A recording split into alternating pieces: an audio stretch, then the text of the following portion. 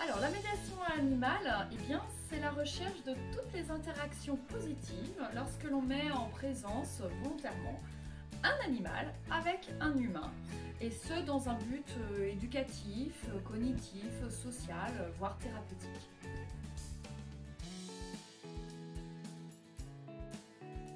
Pourquoi? D'abord parce que j'aime les animaux et tous les animaux.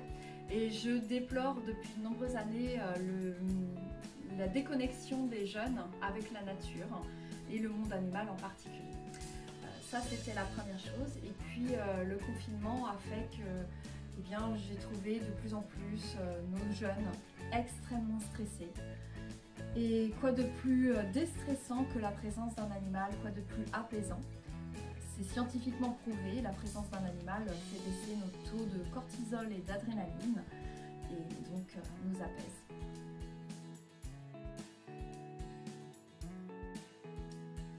Alors moi, avant de faire de la médiation par l'animal, j'ai souhaité me former en médiation par l'animal.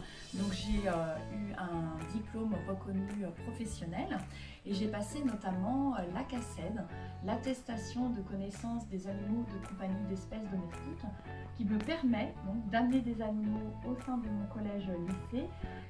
Concrètement, comment ça se passe, une séance de médiation par l'animal? Je réalise des ateliers le mercredi après-midi en présence de 6 à 8 jeunes, pas plus. Ce sont des jeunes que l'on va dire à besoins éducatifs particuliers, ou bien des jeunes qui sont très angoissés par le système scolaire tel qu'on connaît actuellement. Donc, lorsque on fait une séance de médiation, il y a toute une phase d'accueil et on va travailler beaucoup sur les émotions, l'humeur du jour. Ensuite, on va avoir une phase d'engagement vers l'animal. Donc, l'animal va être mis en présence du public et on va pouvoir préparer le repas pour les cochons d'Inde, se mettre en charge de brosser un lapin. Donc on va progressivement vers une phase de contact avec l'animal où là c'est la calinothérapie comme je dis. On est vraiment en contact avec tous les animaux. Dans un troisième temps, il y a ce qu'on appelle le désengagement. Voilà. Le bénéficiaire doit pouvoir progressivement se séparer de l'animal. Il y a eu un contact qui a été fort en émotion. Il va pouvoir se désengager progressivement de toutes ces émotions. Et puis, pour que cette séance soit bien intériorisée, il y aura la phase d'ancrage, c'est-à-dire une activité où on va parler de ce qu'on a vécu, réaliser un dessin ou un texte selon l'âge du public pour se rappeler de ce moment de bien-être qu'on vient de vivre avec l'animal.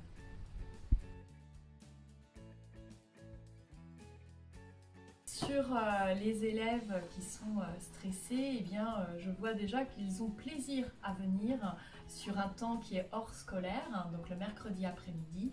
Tout le monde vient avec enthousiasme et arrive à me parler de leurs angoisses et justement à essayer de trouver ensemble des solutions. Lorsque j'amène un animal dans une classe, là c'est toute l'ambiance qui va être changée du cours, puisque je fais cours. Mais c'est un point commun, c'est ce que me disent les élèves. Ils ont un point de discussion autour du chien, du chat, du lapin. Et c'est ce qui va fédérer aussi au sein d'un groupe. Dans un troisième temps, je dirais que je n'ai pas vu tout non plus les bénéfices parce que ça fait trop peu de temps que je pratique.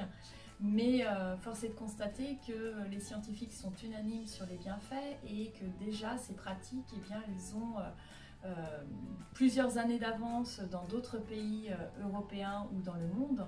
Et puis aussi, qu'on le sait, sur les personnes âgées, les bénéfices sont nombreux de cette présence animale pour travailler ce qui est le langage, la communication, développement psychomoteur et j'en passe et des meilleurs.